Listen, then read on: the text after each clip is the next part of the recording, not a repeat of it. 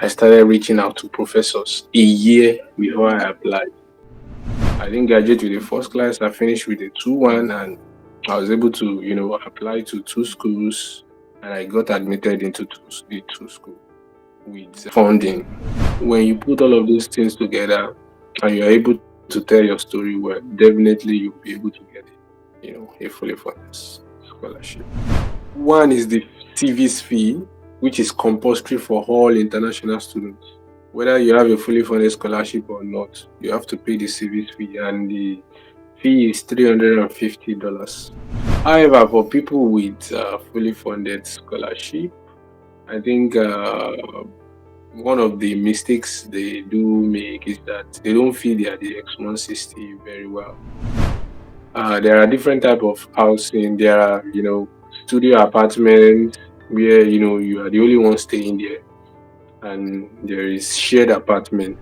In this video, Han Guest will be sharing with you how to apply and get admission with full funding in the United States of America. What sets your application apart, what sets you apart, how to combine your stories together, some key things that you can do that can give you an advantage over others, and you don't even need to graduate from the science department. This person that I'm inviting that will be talking with you actually studied linguistics and is doing his master also in linguistics. So, and he didn't even graduate with a first class. So you will have a lot to learn in this video. This is a one-stop video for people who are considering the United States of America, and we also talk about the accommodation, the housing, the food, the lifestyle of an international student in the United States of America, and everything that you should know. So without wasting much of your time, let's just dive straight into the video. So first and foremost, let me introduce my guest. So my guest, can you kindly introduce yourself? Hi everyone, my name is Johnson Akao. I'm a master's student in linguistics at Syracuse University. Thank you for that brief introduction. So can you just tell us how you get admission with full funding in the United States of America? Actually, applying and getting funding is not a daily journey. So it actually started, the processing and everything started even before I finished my undergraduate studies. And immediately I finished my undergraduate studies, I started, uh, working on my applications by writing my statement of purpose, crafting my CV. Um, then I started reaching out to professors a year before I applied. So I introduced myself to the professor, tell them about my research interest, and I'm telling them, I would like them to supervise me for my, graduate studies and the like. Some I got a year, some, they didn't reply at all, and some said, okay, their lab is full at the moment, and they are not, willing to take any students in the next fall. And after this whole processing, I started applying. Immediately, the application window opened in the August of that year. So I started applying. Requested for app fee waivers because the fees are quite much when you try to convert it to naira. It's very much. But fortunately for me, I was able to get app fee waivers. I applied, and uh, I got invited for for an interview by the admission committee. We spoke about my research interest and other stuff, and eventually I got admission with fully funded scholarship. Yeah, that's very, very, very insightful. And then, can you just tell us, you've shared your own story. How can one actually replicate that kind of a thing today and also get admission with full funding? Okay, so that's a very good question. So it's replicable. But one thing you have to do is that you have to identify your strengths, because your strength is unique to you, and then you capitalize that. But before I, talk much about that, you have to make sure you have a good grade. You know, there's this notion that before you can get a fully funded scholarship, you have to graduate to the first class. No, That's not true. I didn't graduate with a first class. I finished with a 2-1, and I was able to, apply to two schools, and I got admitted into the two schools with funding. I got a fully funded scholarship. So, but one thing is that if you are, planning to apply for graduate studies outside with scholarship, you should also try as much as possible to finish with good grade. That is, have at least a 2-1, because most of these schools they have minimum CGPA requirements, and probably if you finish with a 2-2, you might not be able to meet up, that requirement. So if you can finish with a 2-1, is very good, and if you can finish with a first class, is even much more perfect. In recent times, you've been seeing a lot of people that are getting, fully funded scholarship with 2-2. So they are able to get that because they identify their strength and they capitalize on that. So some of them they have a lot of research experiences. So having a lot of research experiences and a lot of research experience, and probably their CGPA is not good. Some schools might want to be like, let's give him a chance. Although the CGPA is low, but he has tried or excel in other areas. So apart from having a good CGPA, it's very good if you started working with your professors even before you graduate. You know, start building your research experience. That's doing some kind of tutorials for the 100 level, 200 level students. It could count as some of your teaching experiences and the like.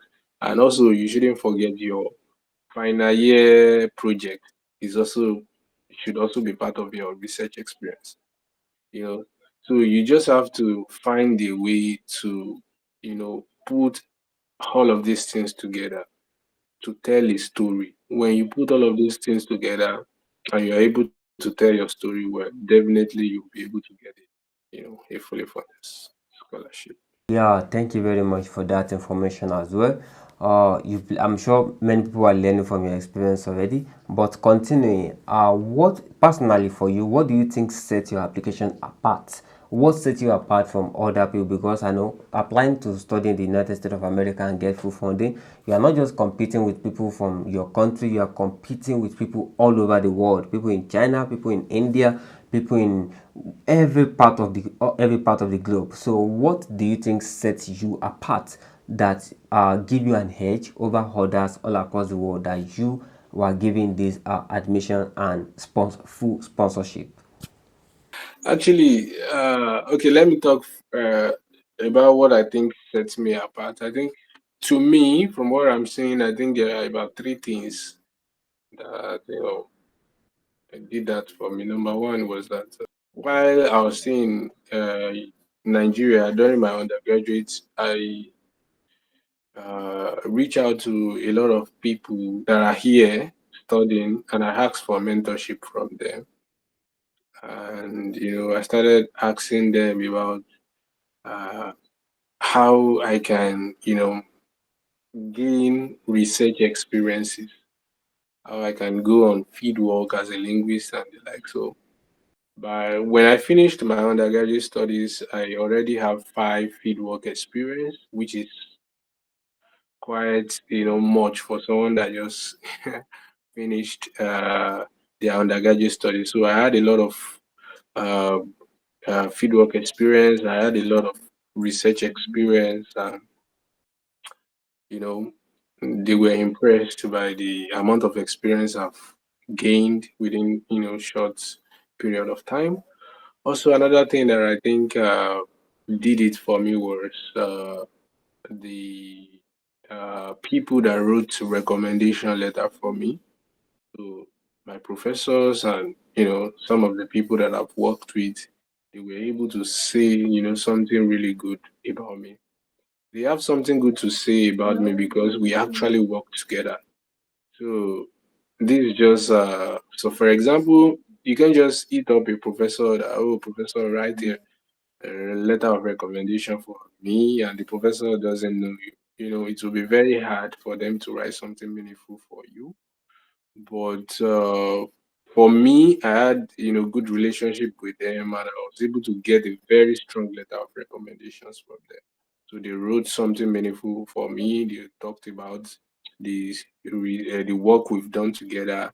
You know, they were able to talk about what I'm currently doing and how my coming to the US will, what my coming to US will bring, the experience I'm bringing along and everything. So I think having a lot of research experiences and having good recommendators played a huge role. Yeah, thank you for that. And also continue, what are the different types of funding that are available for international students, and which one should one seek to apply for? Or is it automatically depending on the department or school? Can you talk more about that? From my own experience, there are many kind of funding. But one thing actually is that in US, most of the graduate studies are uh, funded through assistantship. So we call it graduate assistantship. And in graduate assistantship, with graduate assistantship, there are different types. There are teaching assistantship, there are research assistantship. So the teaching assistantship is that you will be assisting professors in teaching some of their courses and the likes, and probably you'll be assisting professors with grading, recitation, and discussion and some of that. And then research assistantship is that you'll be assisting professors with research. Probably you'll be working in the lab, carrying out, uh, experiments, doing some kind of literature review, and so on. So basically, it will be research. Your work will be research. And for the teaching, guys, you'll be assisting with teaching and grading and everything. So it depends on the one that the school considers you for. To me, I don't think there's any big deal or big difference between the teaching and the research assistantship position. Although research assistantship pays a little much higher than teaching assistantship, because research assistantship are funded by grants won by the professor or by the lab. So there are actually always enough of money. So also there's this kind of assistantship that also exists. That's administrative assistantship. So probably you'll be helping the department in their administrative work, and they pay you for doing that. So I don't know if that is not really common, but the most common ones are the teaching assistantship and the research assistantship. Now, continue. At the fund that you receive, from your assistantship, is it always enough to cater for your need, or do you have to work extra, or can you do extra work just to earn more money while you are studying? Actually, let me start like this. Okay, for international students in the US, you are limited to 20 hours per week during the school sections, and you cannot work outside of the campus. You can only work in the campus. Then probably during the holiday, I think you can do 40 hours, but it will still be in the campus.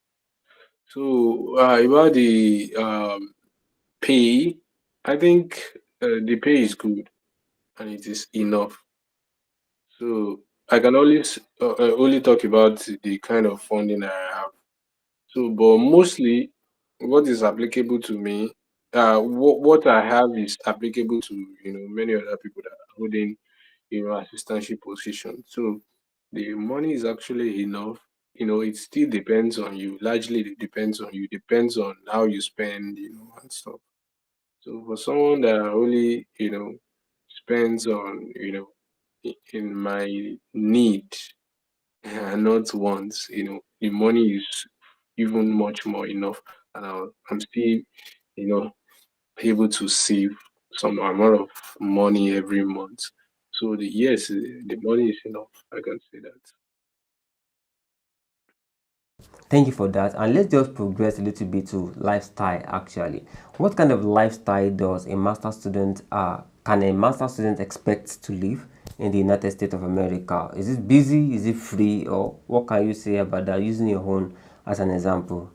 Okay, so for a master students, definitely if you come here to study, it's gonna be very busy. It will be very busy because the education system is quite different from Nigeria. There are weekly, homeworks, there are weekly readings, a lot of activities. So you just have to put in extra effort to meet up.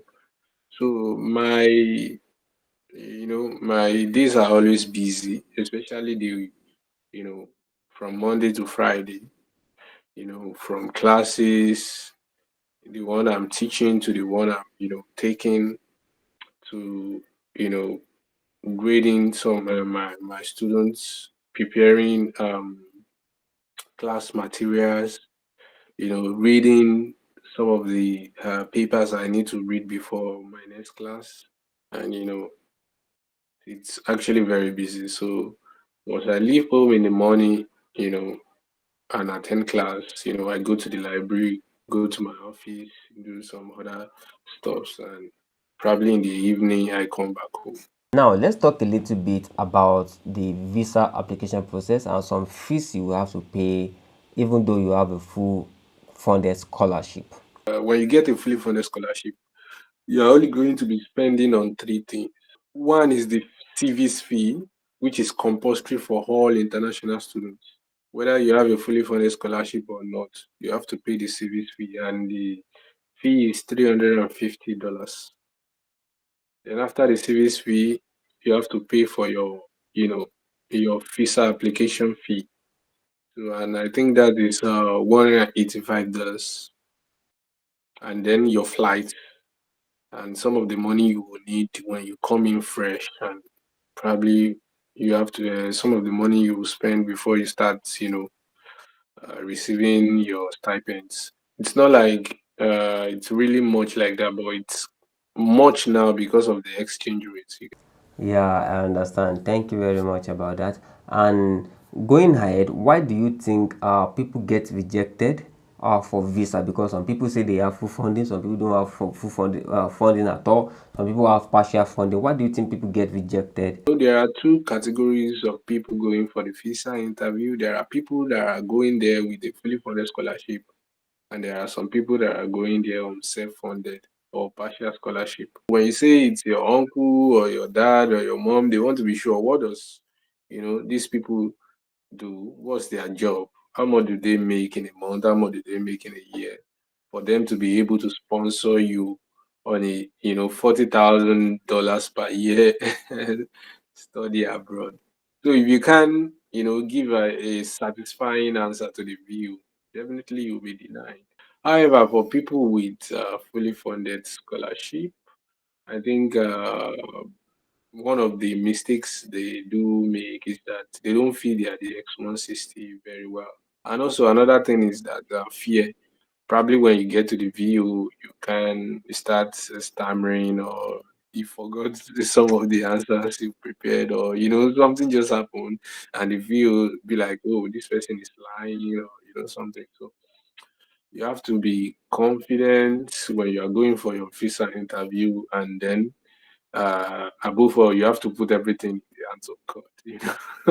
Yeah, thank you very much for that. Thank you. Yeah, that's insightful, and I'm sure many people have learned from that already. Now, can you just briefly talk about the food, the housing, and the transportation? What's it like? The food, transport, and accommodation. When I was coming from Nigeria, I brought in a lot of Nigerian food. So I brought in a lot. So that was what I was cooking and eating. So I didn't really have to, eat all these American foods. And some of the times I tried to, eat it. I don't, like it. So I just stick with the Nigerian food. So I brought in a lot, and there are many African stores here that you can also buy, Nigerian foods, and so for the transport, actually, there are in my school we have some school buses, you know, that have some specific areas.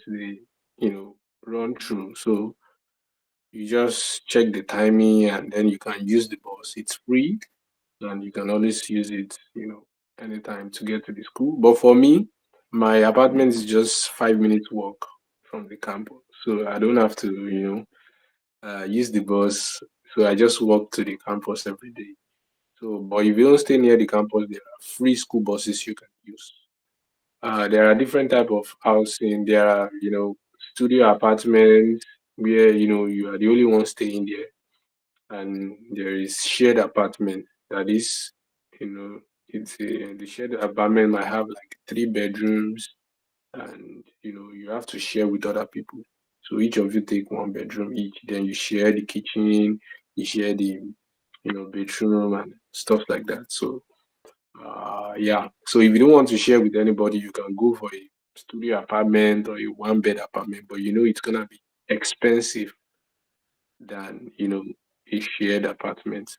Thank you very much. And also continue. What are some culture shock that you've experienced in the United States of America? Some things that shock you that you don't experience here. Actually, one of the things that really shocked me was the classroom setting.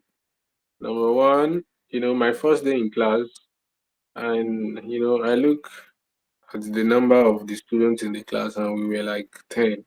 I was like, how is it possible?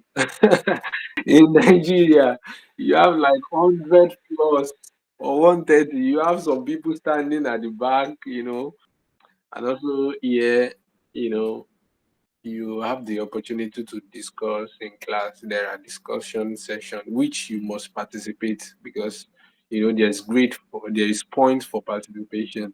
But in Nigeria we don't have stuff like that. Even when a professor is talking, you don't cheapen your idea except you are being called on, to speak or say something. But here, you discuss, you know, you can actually, speak with your professor and the like. So I think here I was shocked because everything seems, so easy and which is quite different. So it took me some time to, actually, fitting into the system because I was like, oh no, I'm not used to this. But eventually I get used to it and I began participating well in class and everything. So yeah, those are the cultural shock.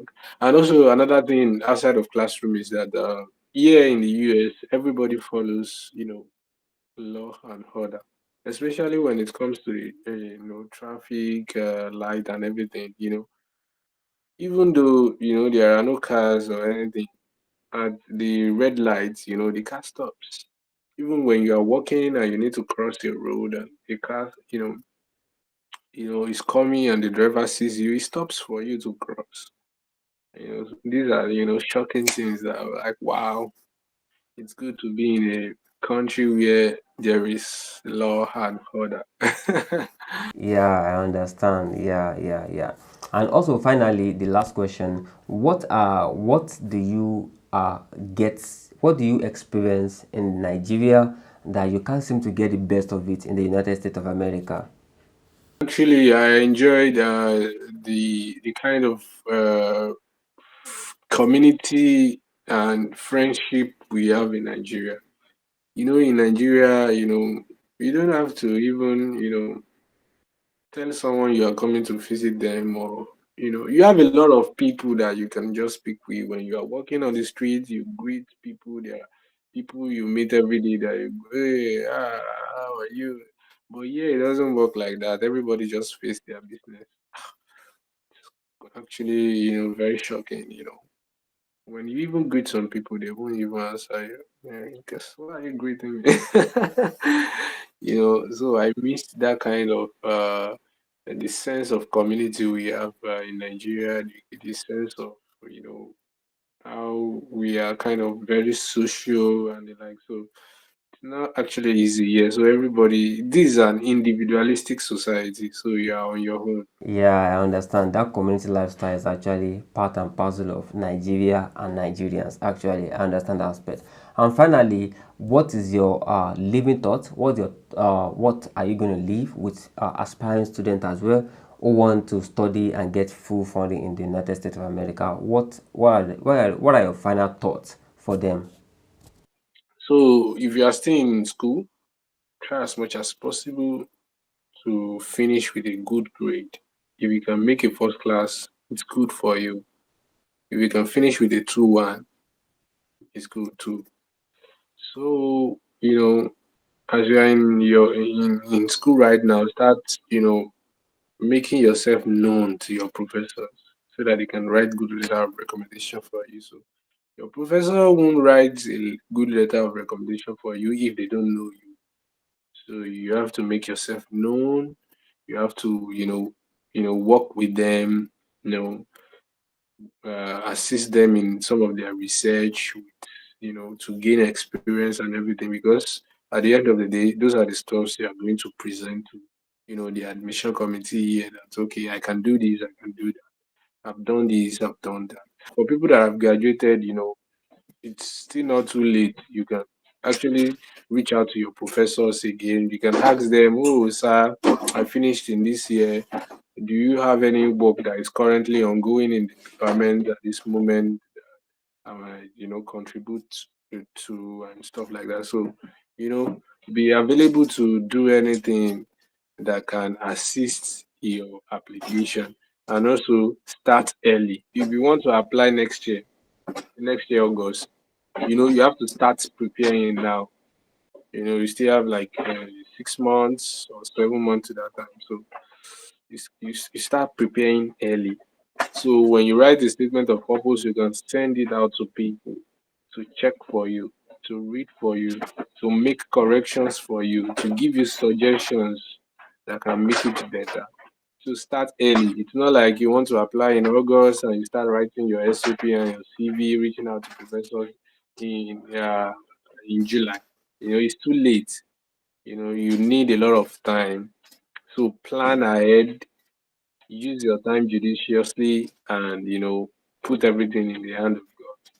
Yeah, thank you so much, Johnson. I really appreciate that, and I'm sure many people have also learned from your experience and the likes. And this is Opportunity News. We are talk about things like this: how to travel abroad, study abroad, how to advance your career all across the globe, migrate legally to Europe, to United States, and almost all countries on the face of the earth. That's what I do on this channel. I share opportunities. That's what I do on this channel. And if you are interested, you can like this video, you can follow this channel, and click on the notification icon so that you'll be forced to be notified when I release new videos, because opportunities occurs in a window. So I think notification is advisable.